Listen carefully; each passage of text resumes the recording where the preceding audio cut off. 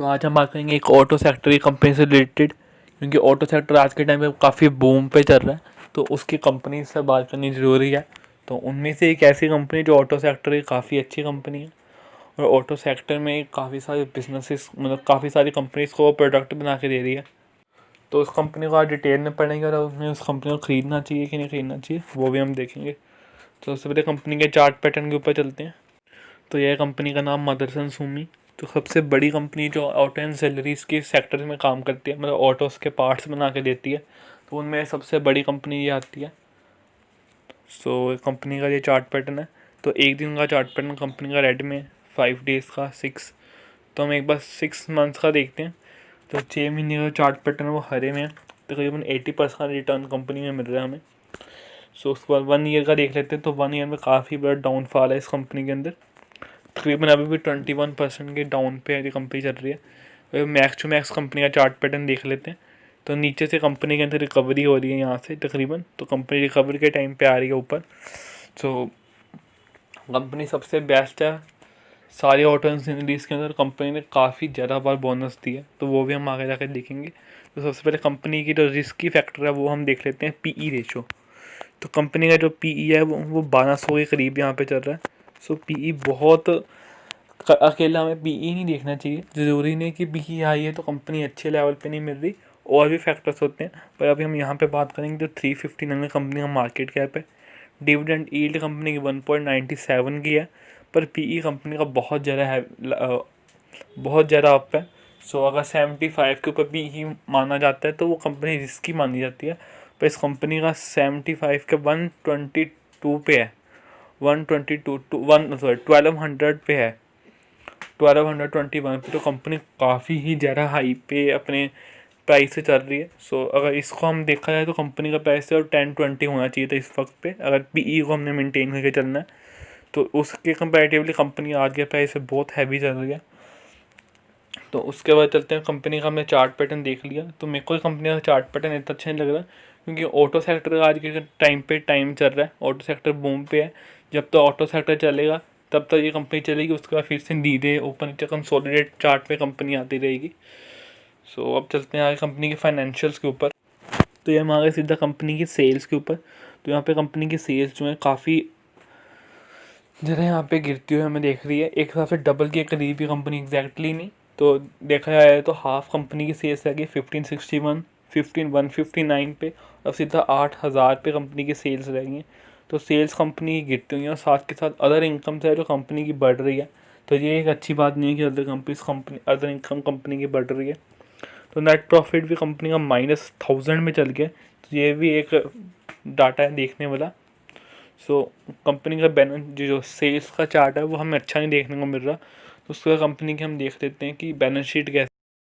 अभी हम कंपनी की बैलेंस शीट के ऊपर आ गए हैं। तो कंपनी के यहाँ पे रिजर्व हम देख लेते हैं। इधर कंपनी के अंदर 5900 की तकरीबन है, उससे पहले 612 के थे।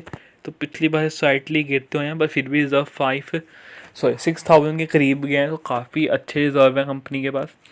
उस बार कंपनी की इन्वेंट्रीज देख लेते हैं।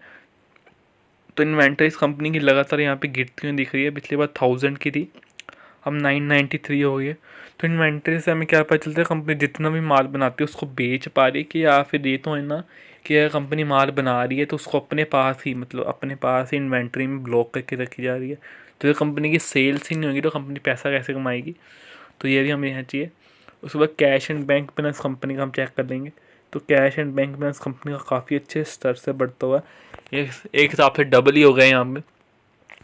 तो करंट एसेट्स हम कंपनी की बात करेंगे, 2000 के करीब कंपनी के करंट एसेट्स हैं, और करंट लायबिलिटीज़ 1500 की हैं, ये भी एक अच्छी बात है।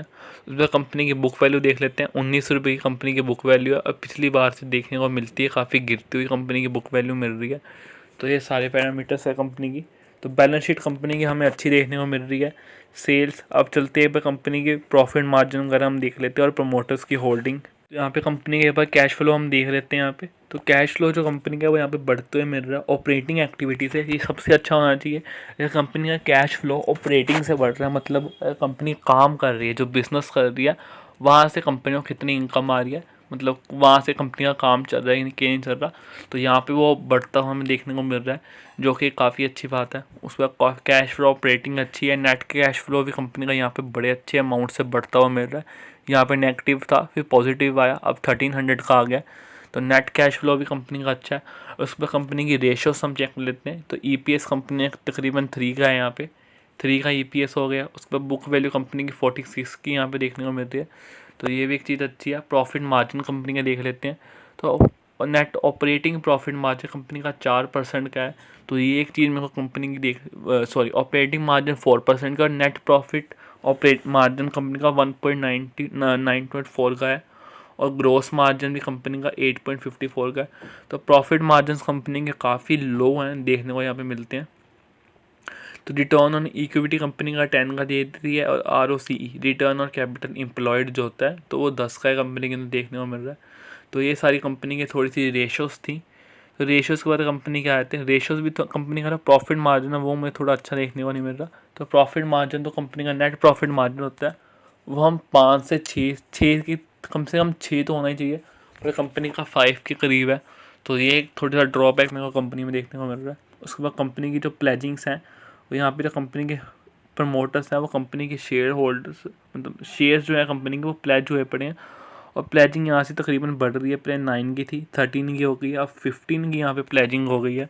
तो ये एक अच्छी बात नहीं है प्लेजिंग की, पर प्रमोटर्स की होल्डिंग अभी भी 61 की है, और FIS का डाटा 15.64 हो गई है।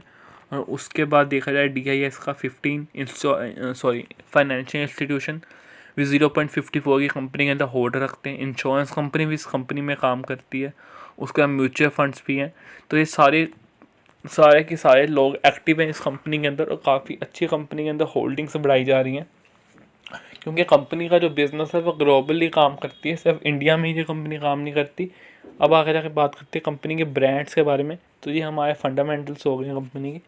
अब करते हैं कंपनी किस किस को सर्व करती है अपना बिजनेस। तो यहाँ पे हम कंपनी के टॉप 5 क्लाइंट्स के ऊपर आ गए हैं। तो कंपनी का सबसे बड़ा क्लाइंट है जो 33% की कंट्रीब्यूशन करते हैं कंपनी के टोटल सेल्स के अंदर, वो है वॉल्क्सवैगन ग्रुप। उसके बाद डेलिमर 12%, फोर्ड मोटर्स 6%, मारुति जो है 5% के, BMW भी तकरीबन 5% की कंपनी के अंदर। तो टोटल रेवेन्यू जहाँ से कंपनी कमाती है, तो ये सारी होल्डिंग्स रखती है इतने इतने ये कंपनीज। तो ये टॉप 5 कंपनी के जो वो है क्लाइंट्स हैं, तो बीच में 5% BMW रखती है। और वॉल्क्सवैगन ग्रुप काफ़ी बड़ा ग्रुप है, जितनी भी लग्जरी कार्स हम देखेंगे बुगाटी वगैरह, तो वो सारी ये वॉल्क्सवैगन ग्रुप ही ओन करके रखता है। तो और भी कंपनी के, तो कंपनी का जो बिज़नेस के क्लाइंट्स हैं वो काफ़ी बड़े बड़े ग्रुप्स हैं, जिसकी वॉल्क्सवैगन, डेलिमन, फॉग मोटर्स, तो ये बहुत बड़े बड़े ग्रुप है। एक ही कंट्री में सर्व नहीं करते, काफ़ी सारी कंट्रीज़ में सर्व करते हैं। तो क्लाइंट्स कंपनी के अच्छे हैं, बिजनेस मॉडल कंपनी का अच्छा है। पर इस टाइम पे क्या चल रहा था, जो ऑटो सेक्टर था वो गिर रहा था, इतने टाइम से हम देख रहे थे, तो इस कंपनी को इफेक्ट पड़ा। पर वापस से हमने देखा ऑटो सेल्स को वापस से बूम मिल रहा है, वापस से ऑटो सेल्स बैक हो रही हैं, न्यू कार्स मार्केट में लॉन्च हो रही है, तो इस कंपनी को उसका जरूर फ़ायदा मिलेगा। और जिन्होंने कंपनी को पिछले टाइम से होल्ड करके रखा हुआ है, उनको भी काफ़ी अच्छे प्रॉफिट्स मिल रहेंगे। तो ये कंपनी 1-2 दिन की नहीं है। हाँ, जिन्होंने अगर शॉर्ट टर्म में ट्रेडिंग करनी है तो वो इस टाइम पे आकर ट्रेडिंग कंपनी में कर सकते हैं। पर जिन्होंने, क्योंकि कंपनी का शेयर प्राइस सिर्फ 100 रुपीज़ का है, तो काफ़ी सारे लोग इजीली अफोर्ड कर पाएंगे। पर ये कंपनी ये नहीं है कि 100 रुपये का शेयर प्राइस हम इसको ख़रीद लें और कल हम इसको बेच देंगे, कल हमें प्रॉफिट होगा, क्योंकि नहीं, ये कंपनी ऐसी नहीं है। ये लॉन्ग टर्म वाली कंपनी है, 5 से 6 साल रख के ही कंपनी पैसे देगी, कमा के देगी, क्योंकि शॉर्ट टर्म वाली कंपनी में इतने पैसे नहीं मिलेंगे। अगर हम कहते हैं प्रॉफिट 10%, 5% का मिल जाएगा, पर हम कहते हैं 50, 60, 80% के हमने प्रॉफिट्स लेने हैं, तो इस कंपनी के अंदर 100 के 1000% के प्रॉफिट भी इस कंपनी में शेयर होल्डर्स को मिल चुके हैं। उसका सारा बस एक ही है कि हमें इस कंपनी को लॉन्ग टर्म के लिए होल्ड करके रखना है, होल्ड करके रख जाएँ, भूल जाएँ, क्योंकि कंपनी काफ़ी अच्छी है। और साथ ही साथ कंपनी और न्यू टेक्नोलॉजीज़ के साथ अपने प्लांट्स के अंदर काम कर रही है, तो ये भी एक अच्छी बात है। अच्छा, कंपनी की आज सेल्स के ऊपर मार्केट में हम देख लेते हैं कैसा बिजनेस आया कंपनी का आज। तो 18% के करीब कंपनी के अंदर डिलीवरीज उठाई गई हैं। तो लार्ज कैप के साथ ये कंपनी है, और इसके बाद और भी इसके साथ की एक और कंपनी भी है। सो पर ये कंपनी मेरे को ज़्यादा अच्छी लगती है। तो आज कंपनी में होल्डिंग्स भी काफ़ी अच्छी उठाई गई हैं, लॉन्ग टर्म बेसिस की तकरीबन 18% उठाई गई है।